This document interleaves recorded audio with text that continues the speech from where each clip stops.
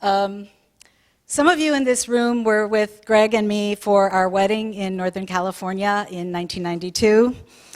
And you may remember that while some elements of that ceremony were kind of traditional, we also threw in some unconventional elements, like our flower girl, who was actually a 6'4" college football player, friend of Greg's. And similarly today, we do not have any human spiritual leaders with us. What we do have is Greg's and my two rescue dogs, Itchy and Marina. And I want to thank everyone who's helping me to take care of them during these few hours. I know Greg would highly approve of the way we organize this. So 9 of us, actually now it's up to 11 of us, are going to speak this hour. And I'm going to come back and speak some more myself a little bit later. But first, I'd like to turn the floor over to one of Greg's and my oldest and dearest friends, Thomas T.G. Mahnken. Thanks, Alysoun. And it's an honor, a very sad honor, but still a great honor to be here this morning. Demographers tell us that there are some 321 million people in the United States. Frankly, I'm a little bit skeptical, and I'm a little bit skeptical because of Greg. Greg's life and mine were intertwined in so many ways and wound up being intertwined in so many unpredictable ways that just statistically should never have happened. We met in high school in Del Mar, California, where he was 2 years ahead of me in school, and our mutual friend Chris will talk a little bit more about that. We wound up going to the same college, Berkeley, although I only stayed there for a year. We stayed friends during my remaining college years at USC. Our friendship continued when I moved to Washington, D.C., first for graduate school and then for work, when I met my wife, Deb, when Greg met Alysoun, and the friendship just kind of continued to grow. I can't count the number of good memories that I have associated with Greg, although God knows I've tried. Ever since that horrible Friday afternoon 6 weeks ago, those memories have just been flowing over me. And the good news is that there are so many, so very many good memories there. The bad news, of course, is that there won't be any more, and that's very hard. That's hard to face. Now, what can I say about Greg that you don't already know? Well, in some ways, I probably can't tell you anything about Greg because the parts of his personality that I want to highlight were open to all. But what I'd like to do is maybe give you a few vignettes that, in a very personal way, illustrate those qualities. First, Greg was one of the funniest people that I've ever known. I've never laughed more or harder than when I was with Greg. Greg's humor was genuine and was honest, never mean-spirited, but always reflecting just something that came from the situation at hand. It's all too easy to minimize the importance of humor. I actually think it's a key personality trait. Greg had the gift of what professionals call observational humor, just finding amusing things in the situation. It was on display at an early age, like when we were in high school and used to go out to the Anza Borrego Desert and, under the guise of a model rocketry club, blow things up. But Chris will talk more about that. It was on display so many times. As my wife and I were reflecting on this, I said, well, what's the best story? Maybe the best story was when the 4 of us, Greg and Alysoun and Deb and I, went out to dinner in San Francisco. I think we were out in town for Chris's wedding. And it was a very nice restaurant. Actually, a childhood friend of ours was the executive chef. A very nice French restaurant, and very proper in a sort of San Francisco sort of way. And we just had the best time. And we laughed, and I don't know what all the other diners thought of, but we were friends of the chef, so anyway, what were they going to do? But it was just such a wonderful, wonderful evening. So Greg was funny. Greg was not just funny, he was also fun. Greg loved life. He enjoyed life to its fullest. Greg was fun to be around. And one of the reasons he was fun to be around was Greg had a talent for making the mundane memorable.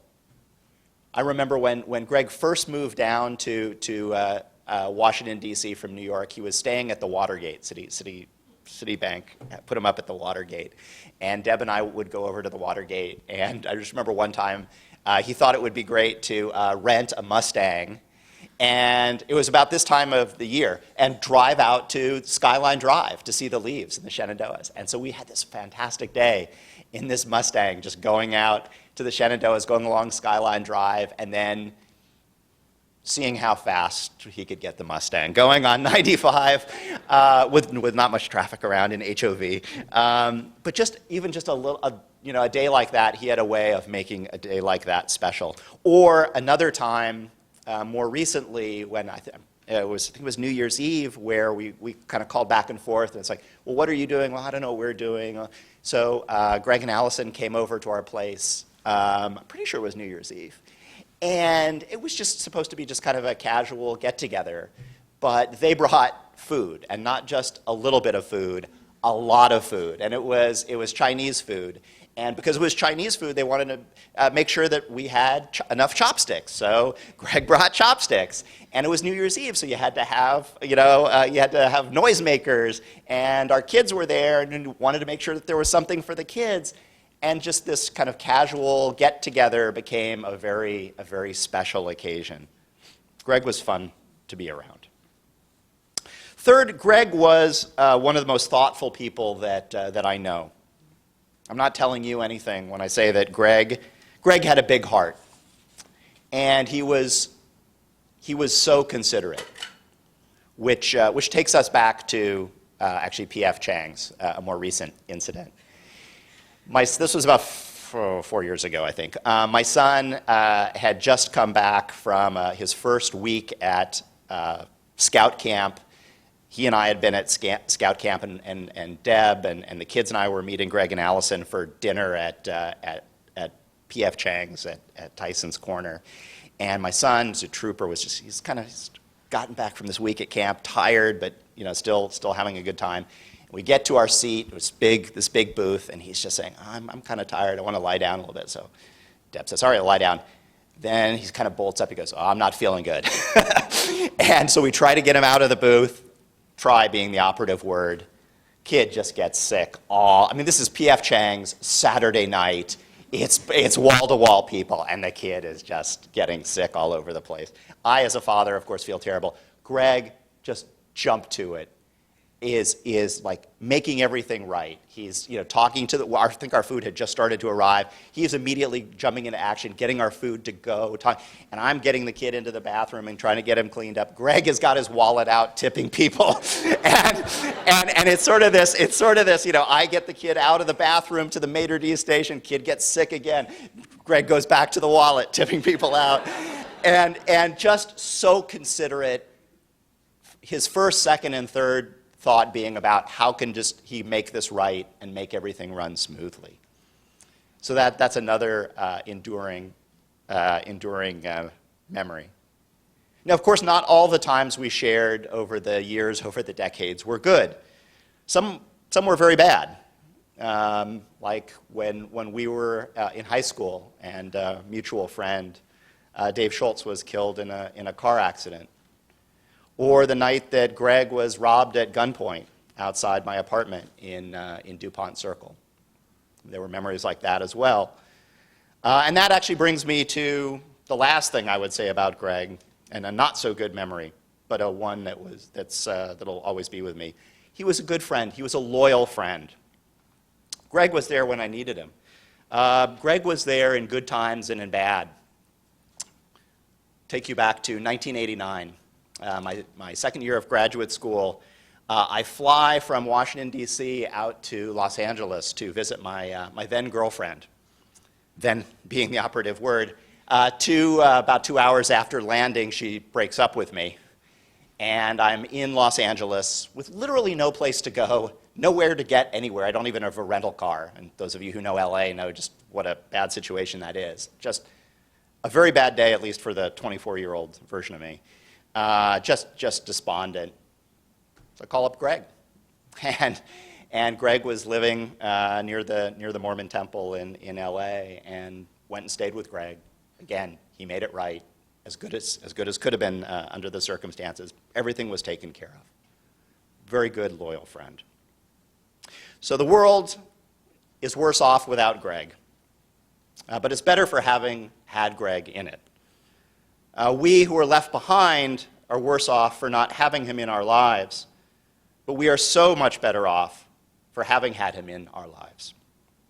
Greg lives on through his acts and in our memories, and that's as close to immortality as it gets. Thank you very much.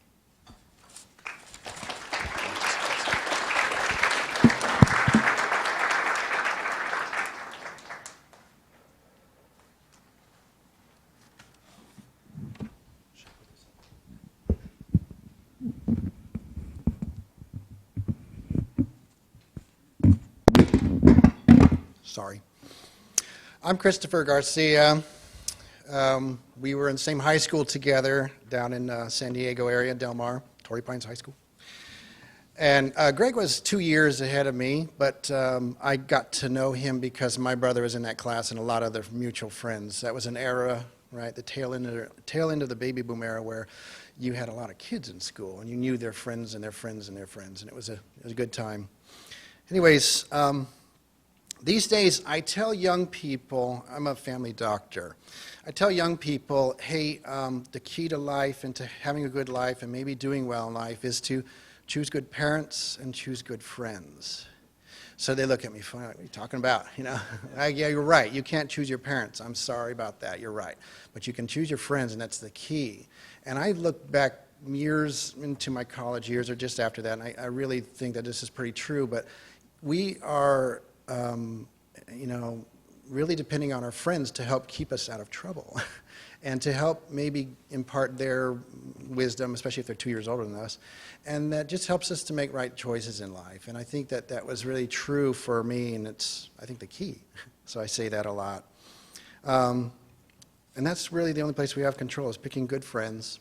And I think I was very fortunate to, I guess, pick Greg, but he was very fortunate, or I was very lucky because he picked me to be just a good friend to me. And just like Tom says, you know, and you all know the kind of friend he was. It just goes off the charts. We are lucky to have Greg in our lives. We can all recall moments with him in our lives. I want to talk to you about maybe the high school times that we met. He was a nice guy who didn't lord over you because he's older than you. You know, not like that went on too much, but you wouldn't hang around a person like that. He wasn't like that at all. In fact, he made you feel real good. He was positive. He was happy and very engaging. And I think at that age, I couldn't have really articulated for you like why he's such a good friend. I just knew that he was good vibes and fun. And that was enough at that age to say, I want to hang around him, along with other good friends that I had. And luckily, they all kind of hung together as a big old group. A common activity that we did was the Rocketry and Astronomy Club. We called it the Rapid Oxidation Club because we just like to go out in the desert and blow up stuff. And it was on some land that was owned by the University of Maryland, and it was in the Anza-Borrego Desert, and it was only for us to be able to trespass on. And there was these sand dunes in the middle of this Anza-Borrego Desert, just below the range of the Santa Rosa Mountains. They're a mile high. And we had a lot of fun during that time. It was our time to be away. I think 4 or 5 times a year we would go out on these long weekends, and it was paid for by the school district. So we made off pretty good.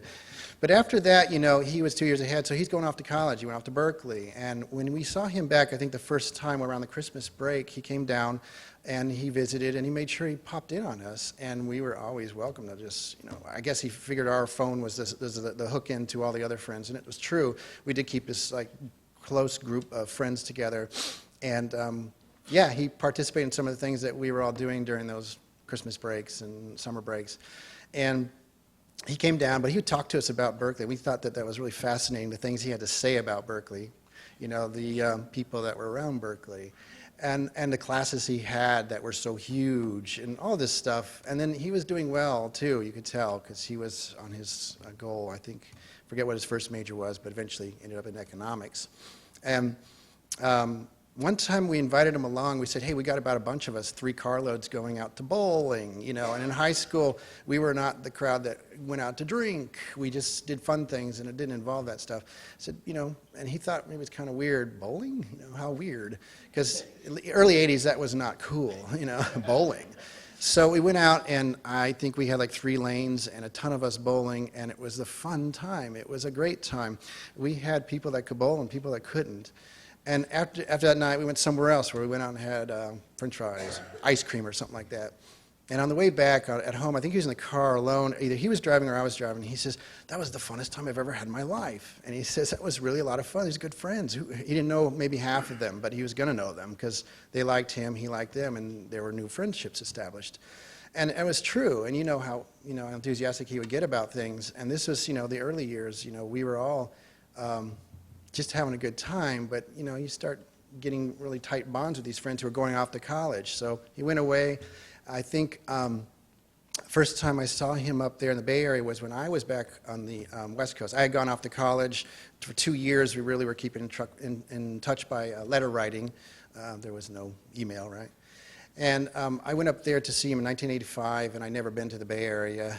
And he took us around, took us to great restaurants. That's right. And he got us some tickets to go see the symphony that night. I think it had just been refurbished, the symphony hall there, so it was like some kind of fantastic acoustics now. And it was great. And it was a good time, and you can imagine what kind of fun we had, and paid for the restaurant, I'm sure. I can't remember. I'm sure he did. And just all that stuff was helping me to get reestablished, because back on the West Coast, life was kind of a little bit different for me. It wasn't exactly planning out like I thought. And I was in the dumps, I think. And he offered so many words of encouragement during those years of, on the phone call, hey, how's it going? Hey, what's going on? Maybe we didn't see each other, but at least he would say stuff. And it always rang true, and I still remember these little phrases he would put out. You could probably all remember some that he told you, I'm sure, too. And then again, I saw him in 1989. I was in there for a wedding in the Bay Area, and he took me around in his little Miata, driving crazy down to Stinson Beach, and then zooming through the city in this little Miata with no care for the speed limit. That was a good time, But it was always such a good time to be in touch and to get in touch with him. I think the last time I was in touch with Greg, I saw Greg, was in 2000. I don't know if it was when I was up there in the Bay Area, or if it was when they were down in Anaheim. I think Alysoun was attending a conference, and Greg says, come on over, I want to take you out and get you a wedding present, because they got us a wedding present months later. No big deal. We didn't have room for them. I didn't have his number or something for the time we were making the list. Anyway, so he took us out, and just those times, just those days that we had were a great time. He got us a juicer, and he said, you guys will like it. This is very important to have this. And he was right. We used that juicer for a very long time. Actually, we still have it, and it's packed away right now. But I figured that we'd always meet up again, as always, because you usually do. 5 years or 2 years go by, and it's like yesterday. And I just said, well, we'll be okay. But I know that when they went to the East Coast, it was going to be, maybe a little bit harder now. And then getting married and having kids, you realize, ooh, this is really hard to do. Not so easy as a single person to be able to get up and go. Well, with the miracle that was Facebook and email, I think we kept in touch a little bit that way, and that was helpful. But I know that he kind of didn't do Facebook after a while. And then in recent months, I remember seeing him getting hooked back into it. I said, oh, great, he's going to be on Facebook. And that seems to work for me, my phone and Facebook. And then I saw he pulled away again. So, it was great to have this kind of touch and go, but it was over a long time. But it just seemed like, it was just a day before that we had seen each other. That, time to get together again just never was going to happen. It's not going to happen now. And, when I got the news, it hit me like a ton of bricks. TJ called me. It was about 5:02. I was leaving work. I was in the parking lot, and he tells me the news. I'm like, what are you talking about? This is just, it's shocking. So I can only imagine what Alyson's going through, and everyone close that, had to, go through this. But I know the kind of person that he was, and I know he's a great friend. You could want no better. You all knew him, and I'm sure you agree what a great friend he was. Being around him brought energy, joy, laughter, good vibes, and an added bonus to your day. I learned a lot from him, and I can recall so many pearls of wisdom that seem so appropriate wherever I am and whenever I can think about him. And it happens a lot. And it's not because I'm sitting here reminiscing about Greg. It's just, it really is a big part of who I became. That's a huge deal, to be able to have an impact on someone in a positive way, I hope. I think I'm positive. So we come together to celebrate his life and what he meant for us all. But we forever have a part of him in our hearts, a part of who we have become. Our own experience is made up of a lot of experiences, events, but mostly people who have touched our lives. And Greg was one of those main players, I think. I think you can all agree with that. Certainly for me it was. I do miss him, and I grieve a lot about him. And I know that he would say something like, hey, don't waste too much time doing this. Get on with life. Live. It's okay. And you have to grieve. And you will get through it. But start getting busy living. And, that's what he did. And I don't think he would like us to sit and get into our funk if we get in that. So find your strength to get out and, get in touch with that inner Greg that you can. Grab life by the horns and enjoy the ride. He taught me how far a good positive attitude could go and with the kind of impact a person could have on your life. I think he was it, and I have always believed that, yeah, people can have an impact on life, and he's always the one I kind of think back to, and that's kind of how I live my life, and that's saying a lot. So thanks for your time, and thank you. Here comes Frank.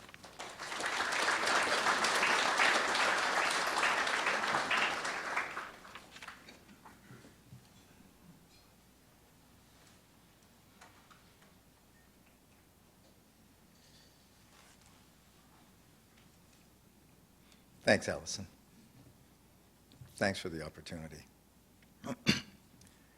As a serial entrepreneur, I've enjoyed a colorful and interesting career, creating efficiency and extracting complexity premiums in a broad array of situations and markets.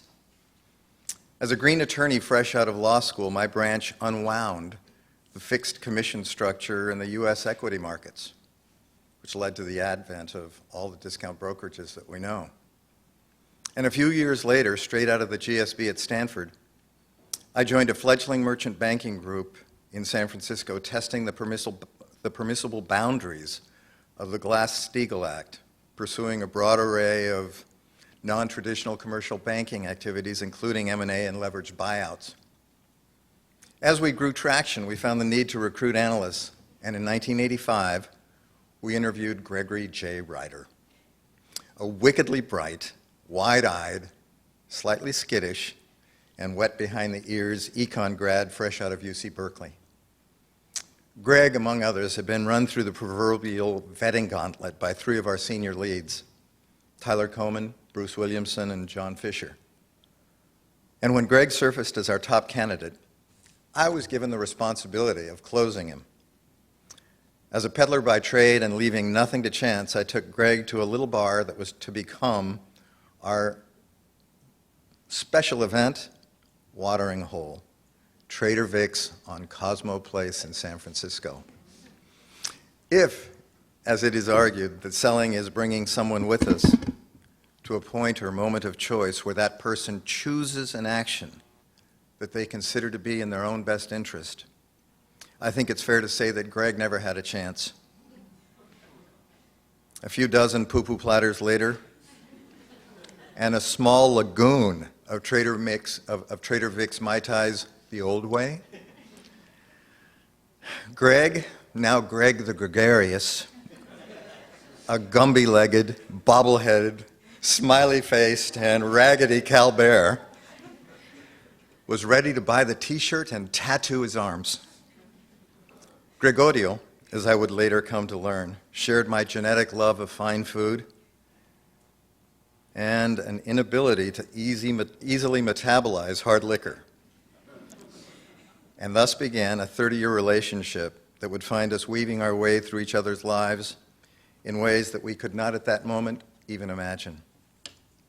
You see, Greg and I shared many common experiences, some of them explicitly spoken, and some tacitly acknowledged, that helped me to understand him at his core, and that explained some of the factors that relentlessly drove him to be the very best he could possibly be. Greg embodied what Ace Greenberg, the visionary founder of Bear Stearns, called a PhD, albeit defined as a series of pillars beginning with the small letters P, H, and D. Greg was poor, hungry, and desirous of changing those conditions. He was also principled, hardworking, and dedicated to delighting his colleagues and customers. Moreover, Greg was pathologically polite, though germophobic, humble, and devoted without equivocation to his family and friends. For all of you who worked with Greg in some capacity or other, I am sure that these descriptions resonate in harmony with your experiences. Given the nature of this event, I promised Alysoun not to disclose any embarrassing peccadillos that could undermine any of those views, especially since I probably would incriminate myself in the process. However, I will share a few stories that elaborate on a few of his more endearing eccentricities. As some of you in this room may recall and have actually mentioned, Greg was always hungry. Yeah, he came from the school of thought that a meal missed was an opportunity forever lost. And in that regard, we are probably brothers from a different mother. The first year of our relationship, we